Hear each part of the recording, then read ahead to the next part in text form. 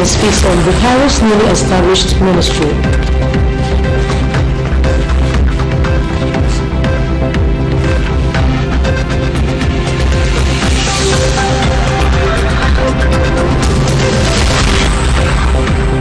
Federal government targets more jobs through UWIN program.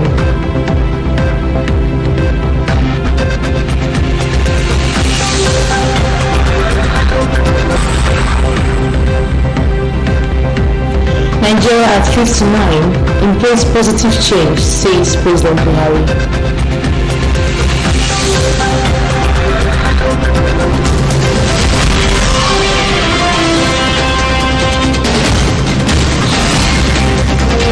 Assistant Australia to begin captain's role against Cote d'Ivoire.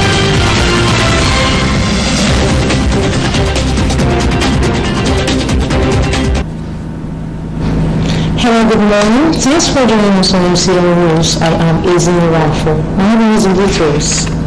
The Communications Manager of the Social Investment Program, SIPS, Justice BBA, says that the SIP program of President Muhammadu Buhari administration has attracted accolades and is being upgraded to the full ministry status. He said it will take off as the Ministry of Humanitarian Affairs, Disaster Management and Social Development. BBA made the disclosure in a statement he signed on Tuesday in Abuja and made available to Newsman, says that the establishment of the ministry is a strategy aimed at ensuring the continuity and sustainability of SIPS. President Buhari had earlier in a nationwide broadcast to mark Nigeria's 59th independence anniversary said that the creation of the Ministry of Humanitarian Affairs, Disaster Management and Social Development is to institutionalize the SIPs. The President said that the new ministry shall consolidate and build on SIP's achievements to date. BBA said that SIPs were endorsed by the African Development Bank, AFDB, World Bank and the World Economic Forum, WEF, as testaments of its national impact in Africa's most populous country. He further said that SIPs are regarded as the largest social protection program in Nigeria's history, as the SIPs has four broad programs, namely Empower, Conditional Cash Transfers, National Homegrown School Feeding, and Government Enterprise and Empowerment Programs, GEEP. The Communications Manager said that one of the SIP components, GEEP, which was executed through BOI, was recognized as the most impactful financial inclusion program in Africa during the Africa Bankers Awards ceremony, which held in Malabo, Equatorial Guinea on June 14, 2019. Johnson himself had been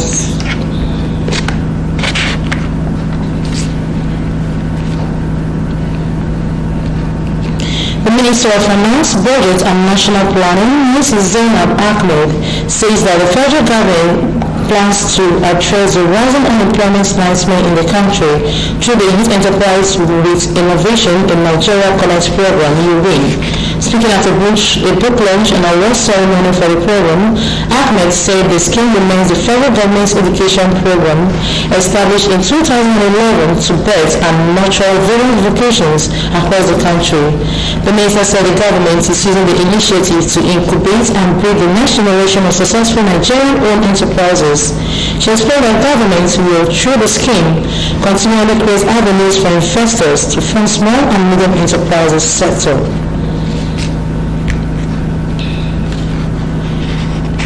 President Muhammadu Buhari at his independence anniversary speech urged Nigerians to be law-abiding as the government puts measures in place to fix the economy, restore security and drive further developments of infrastructure. MCL News monitored the speech and instantly completes the report. October 1st is celebrated in Nigeria, marking the day independence was granted by Britain in 1960. It is a time to also collectively remember the sacrifices made by the founders of the nation. President Muhammadu Buhari, who spoke on national television, noted his devotion to the anti-corruption battle and commitment to collaborate with the National Assembly to ensure the passage of the Petroleum Industry Bill. This will open up the oil sector for the government to deepen its source of income and to open it up to private sector players.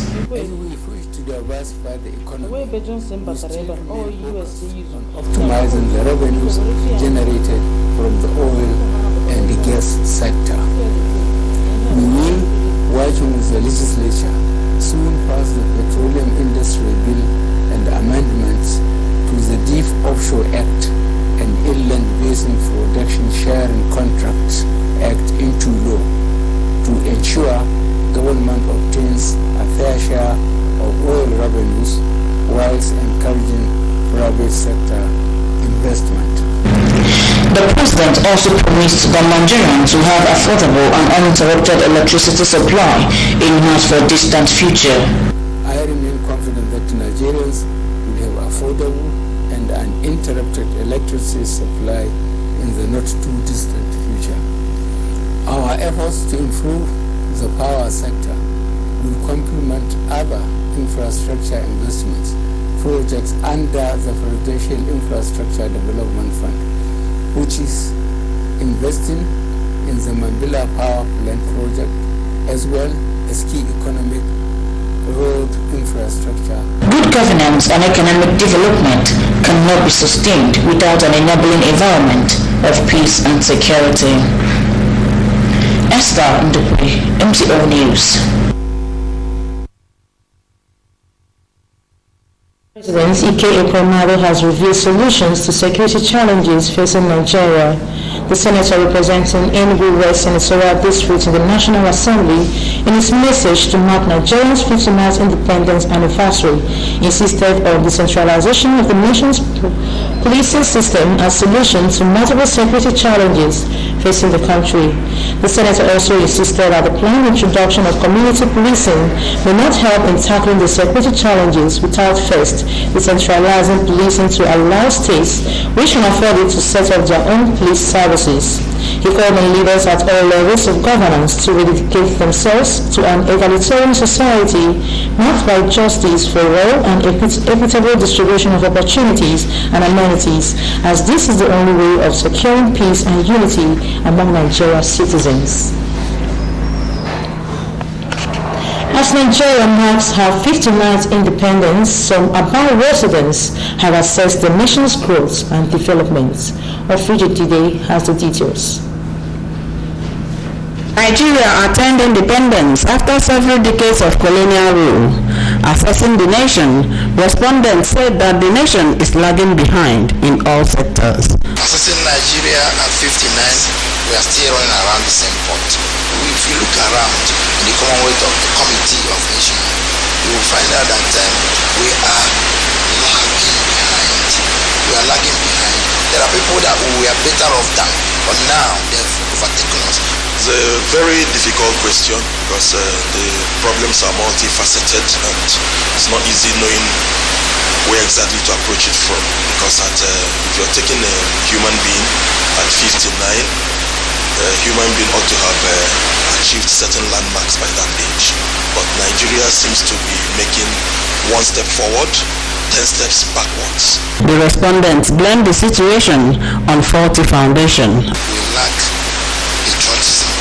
We don't have the foundation of being a nation. We may be called a country, but we're not a nation. Because if you're a nation, if you're a national of an entity, you must stand to defend that place. You must have the goodwill, the welfare of that entity you think you belong to. Looking at even our 1999 Constitution as amended, it's a document that many of us see as primarily intended not to function, not to work. We need to rejig it. We need to sit down as a people and agree to be a nation, to be one people. We are still finding it difficult seeing ourselves as Nigerians. They, however, expressed optimism that the future of the country is not bleak despite the numerous challenges facing the country. These challenges ranges from insecurity, mass unemployment, erratic power supply, poor network of roads, to high inflation rate. There's infrastructural decay, decadence is so much and we don't seem to be willing to do anything about it as a people. There is this laissez-faire attitude by everybody. I don't care. It's not my business. Going to your homes, we just complain.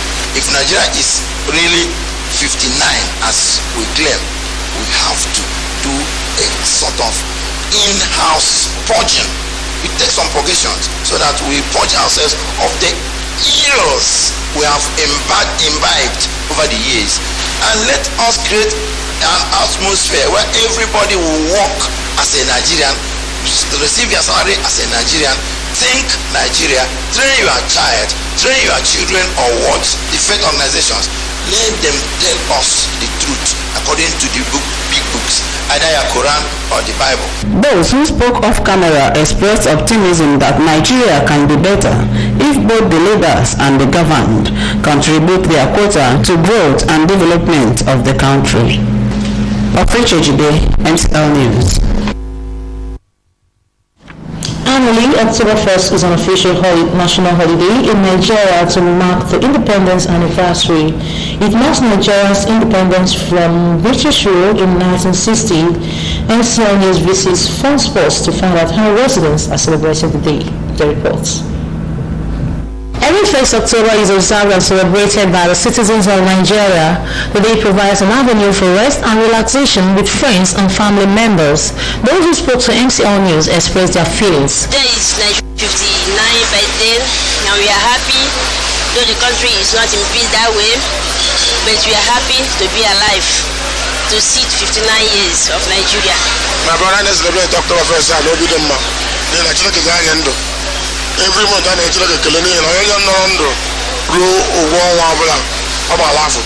So we don't do it. Obion, Larisika. Let's celebrate October 1st, 2019. As you can see, I'm out with my children. We bless God. We're happy, and the only day they have since school resumed. We're enjoying ourselves. We're having fun.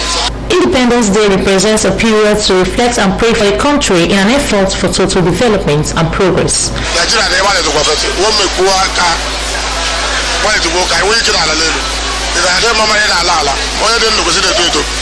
Nigeria is out of Africa. I could see them when you're young. No, I can't get a country. Instead of having a country, another country. And what the Nigeria. Can you work in a minute by where they may? All you say, like, where they may. Governors know that we're bad, but they claim more than Lama. Today, can you want to know how you see it? They can celebrate 59 years. Next year, I guess about 60 years in Nigeria. I'm like you were every element. We pray for peace and unity. And what advice is that God will always help them in all their ways. They should acknowledge God and He will direct their paths. Aside merriment, it is needful to reach out to the less privileged in the society. That's why numerous challenges, the potential for growth and economic emancipation remains huge and largely untapped. 1814. The Enugu State Police Command has arrested a 75-year-old security guard who allegedly raped an 11-year-old girl in a school premises. The command's public relations officer, Ebere Amarizu, said in a statement on Tuesday in Enugu that the suspect was caught in the act by a good Nigerian on August 30th. Amarizu, a superintendent of police, said the suspect wanted to influence the good Nigerian not to bring up the alleged nefarious act. He said that the suspect committed the alleged offense in one of the structures at the community secondary school, Ubaike in Ibozo local government area. According to the police spokesperson, said that the suspect has been asking for forgiveness, claiming that Satan led him into the crime. The suspect is now helping the police in their investigation. Still to come on MCL News, President Buhari denies nursing third term agenda. Nigeria at 59, Christians urged to be hopeful. Atiku intervenes in COVID PVP crisis. Details after the break. Do stay with us.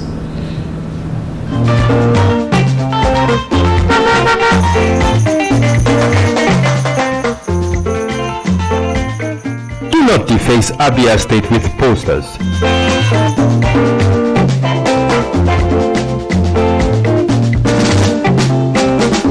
Do not defecate on our streets.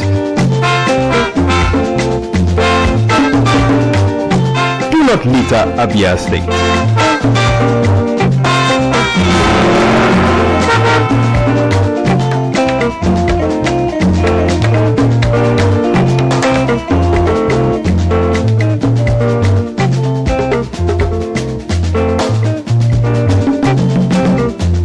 My brothers, I say wetin man go do for this world wey people no go talk. If you chop, Do not urinate in public places. you no chop, dem go talk. Wetin make you do for this world? I say make we go do the things wey we carry for heart. Na so one want am. Abi no be so? Keep Abia State clean. This message is brought to you by MCLtv.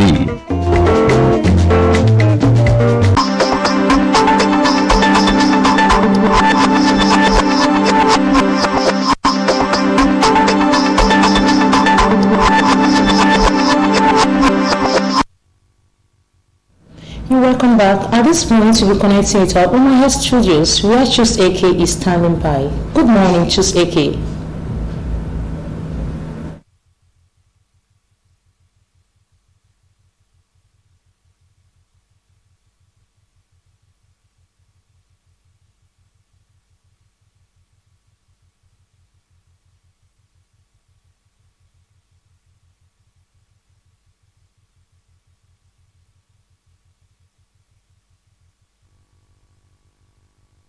Comes Omaha. As part of activities to mark Nigeria at 59, Christians have been implored to have faith and hope in the nation. The call is the center of a homily given by clergymen in Omaha to mark Nigeria's 59th independence anniversary. The clergymen expressed hope that Nigeria will overcome her challenges as a nation and be in a position to overtake other countries of the world.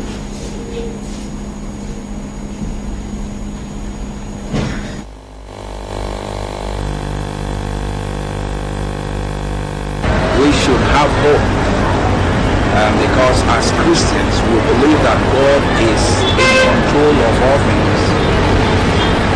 In his appointed time he will make all things beautiful. Therefore Christians should not cease to pray and be hopeful and have faith that things will definitely turn around. We have prayed this morning that God will enthrone righteousness in our nation and dethrone wickedness. If there's darkness anywhere in the world, it's our duty to shine as light so that darkness will be dispelled. If there is problem in Nigeria, God expects people to be the solution to it. As Christians, we are expected to be solutions to our problems. In their address to Nigerians, the clerics adjudged Nigerians to be honest and sincere in their commitment to making the nation great. They also called for a holistic review of policies and programs that will impact the lives of Nigerians by their leaders.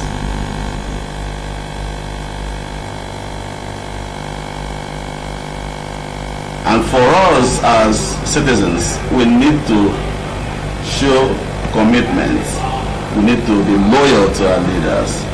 Let us not deceive ourselves. This is believing that it's easy to be a leader.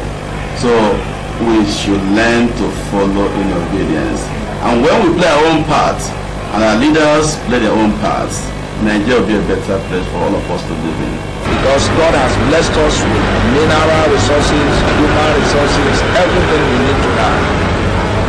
But we are trusting God that as we keep looking up to Him, as we keep praying, as we keep trusting Him, He will answer us.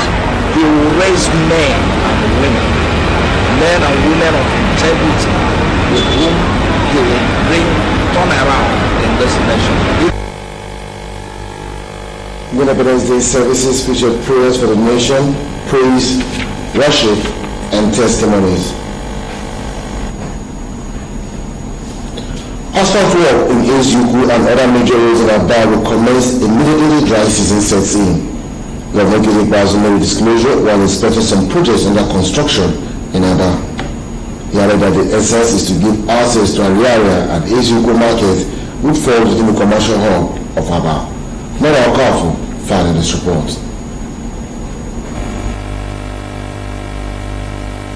Governor Okezie Ikpeazu noted that the Zuku Road have remained in a poor state for more than 3 decades, and the quality of the road will not be compromised as the rigid pavement cement technology will be used to construct the road. He commended the contractor handling the project for the quality of drainage done and charged him to deliver the job by November to enable the government to commence construction on the Muma Road. He assured that the Zuku Road, when completed, will last up to 30 years. Our global vision to open up access to our major commercial hub. This road has been dilapidated far many years ahead of Fox Road. I think for the better part of the past 35 years, it is difficult to access a Zuku market from this road, and this is a Zuku road. Naturally, a Zuku road should lead to a Zuku market. That is why we decided to tackle this road. Speaking at the site, the Director of Civil Engineering, Engineer Sanjay Okawa, revealed that the 1.7-kilometer drainage has already been constructed on the roads, waiting for the ranks to abate for the commencement of cement pavement technology and proper asphalting. Within 1 month, that 1 kilometer of the road must be completed. Because from here to 1 kilometer is the most bad section of the road. If that 1 kilometer is completed, then the road will be motorable up to even to Otiga Road. The governor also inspected the progress of work done at the Susama flyover and gave the contractor handling the project ultimatum to complete the riser and descent before December this year. Other ongoing construction works inspected by the governor include Amobona through Ososu Road, Ayaba Umeze Road, and Umboko Umwene Obikabia Road. Laura Okafo, MCL News. Abesi Governor Okezie Ikpeazu has said his government has not been able to meet the expectations of his people because of his focus on vital federal projects. He promised to work harder to execute the specific projects penciled for each of the 3 senatorial zones. Speaking at the end of his 2-day statewide inspection of projects, the governor said for some federal road projects his administration embarked upon, it will have completed more than 70 state road projects out of over 150 it embarked on. He expressed worry that the federal government might not refund the state for repairing federal roads, which he disclosed dropped about 60% of the state's resources. Ikpeazu explained that the federal roads were repaired to enable commuters cross to other parts of the country through the state. According to him, Abia South is designated as an industrial hub, Abia Central has both centers of governance and agro-processing zone, while Abia North was marked for agriculture.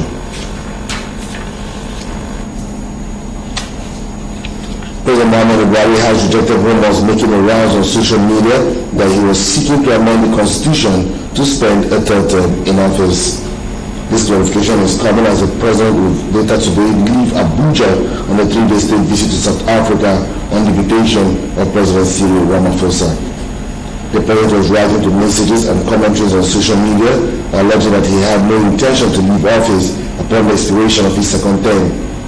Reacting to these donations last night, the president, according to a statement by his senior special assistant on media and publicity, Malam Garba Shehu, he said under no circumstance could he amend the constitution to give him a third term. Describing the insinuation as ill-conceived, the statement said Buhari had no intention to stay in office beyond 2023. The statement described Buhari as a Democrat who respects the constitution, and any attempt to amend the constitution to secure an unconstitutional third term will ultimately fail. The presidential candidate of the People's Democratic Party in the last general election, Atiku Abubakar, has rolled into the crisis in the state's branch of the party. Atiku met with the gubernatorial candidate of the party, Mohamed Wada, in Dubai, and also met with Senator Dino Mulayi, one of the contenders for the party's ticket, on how to mend the cracks in the party. The presidential candidate of the party decided to wade into the crisis and ensure reconciliation, following Mulayi's rejection of the offer to lead the PDP governorship electioneering campaign in the state.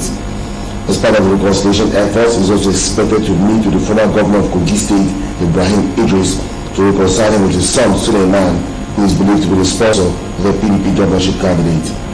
Meanwhile, 9 former PDP governorship aspirants had endorsed the candidature of Wada. Mohammed Tetes made a disclosure during a media briefing. Federal Governor of Anambra State, Peter Obi, has called on the federal government to do everything possible to secure the lives and property of Nigerians. Obi made the call on Tuesday while speaking at a platform of program by the Covenant Christian Center to mark Nigeria's 59th independence anniversary. The federal government of Anambra State said that no government exists without securing the lives and properties of the citizens. Our underemployment and unemployment is one of the worst in the world. People to tell you it's about 25, it's actually over 30%. So it is critical that we know we need to provide security. The second thing I need to talk about is the issue of education. It's been repeated by previous speakers and everything. Is just to add. Every empirical studies have shown today that the more you can invest in education, the better your economy and society. There is a view that Nigeria needs to do something very quickly and drastically on its present security situation. Will be explained that the major thing needed in the country to grow its economy is an investment, but questioned how secure the nation is for investors. He noted that security is a fundamental factor for the attraction of foreign investors. The federal government outlined security, education, underemployment as some of the major factors affecting the growth of the nation. Now that's what I was going to take from Omaya. We'll take you straight back to studios in Aba, where Easy Waffle is waiting to give us the rest of the news bulletin. Thanks for watching. I'm Chukseki. Thank you so much, Chukseki. And now sports. Barcelona ladies forward and Ashishat Oshora will begin her assignment as new Super Falcons keeper on Thursday in Abidjan. The Falcons take on their Ivorian counterparts in the first leg of their two-legged Tokyo 2020 Olympic qualifiers on Thursday, and will be hoping to continue their impressive run. After beating Nigerian ladies both home and away. Led by caretaker coach Chris Danjiba, the team led Nigeria Tuesday for Abidjan and will be using Wednesday to fill the pitch and have the last train ahead of the clash. 7 foreign-based players and 11 home-based players made the party to Abidjan. The second leg comes up on the 7th of October at the Agege Stadium. Uncertainty, however, still surrounds the fate of coach Thomas Deneby, who appears to have walked out of the job. Ivory Coast pulled a 2-0 aggregate score against Mali to get to qualify for the third round. Other third round matches scheduled for this week include Cameroon vs DR Congo, Ghana vs Kenya, and Zambia vs Botswana. The winner of the qualifying tournament books the place in the Tokyo Olympics, while the runners-up will enter a playoff against the second-place team, the South African American Football Confederation, CONMEBOL. And with that, we've come to the end of the news package this morning, but before we go, a look at some major stories. The Communications Manager of the Social Investment Programs, SRPs, Justice PBA, says that the SIP program of President Muhammadu Buhari administration has attracted accolades and is being upgraded to a full ministry status. The Minister of Finance, Budget and National Planning, Zainab Ahmed, says the federal government plans to address the rising unemployment nightmare in the country through the Youth Enterprise with Innovation in Nigeria Connect program, UWIN.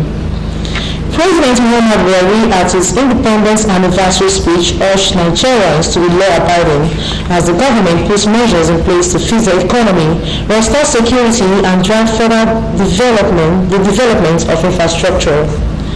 And in sports, Barcelona ladies forward and Ashishat Oshora will begin her assignment as new Super Falcons keeper on Thursday in Abidjan. That was the news. Thanks for watching. Please do join us again by 8 a.m. for Good Morning Area. I am Ezine Wafo. Once again, good morning.